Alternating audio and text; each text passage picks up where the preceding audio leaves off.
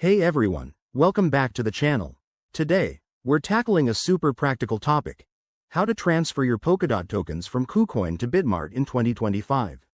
Whether you're diversifying your crypto holdings or just managing your assets more efficiently, this step-by-step guide will make the process straightforward and secure. Let's dive right in. First, ensure you have verified accounts on both KuCoin and Bitmart and that your Polkadot tokens are available in your KuCoin wallet. Crypto transfers can be risky, so always double-check everything to avoid any mishaps. Step 1. Log into your KuCoin account and navigate to the Assets or Wallet section. This is where you'll find all your holdings. Step 2.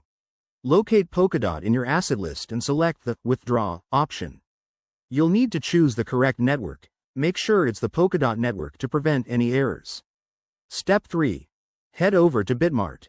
Log into your account and go to the Wallet or Deposit section. Search for Polkadot and generate a deposit address. Copy this address carefully, as it's unique to your Bitmart wallet. Step 4. Back on KuCoin, paste the Bitmart deposit address into the withdrawal form.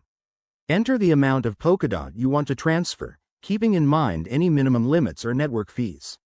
Step 5. Review all the details one last time: the address, amount, and network. Once you're confident, hit Confirm to initiate the transfer. You'll likely need to complete a two-factor authentication for security. After that, sit tight. Transactions can take anywhere from a few minutes to an hour, depending on network congestion. Once it's complete, log back into Bitmart and check your wallet to confirm the Polkadot has arrived. A quick word of advice: always use reputable exchanges, keep an eye on transaction fees, and never share your private keys. If you're new to crypto, start with a small amount to test the waters. There you have it. That's how you transfer Polkadot from KuCoin to Bitmart in 2025. I hope this tutorial helps you out.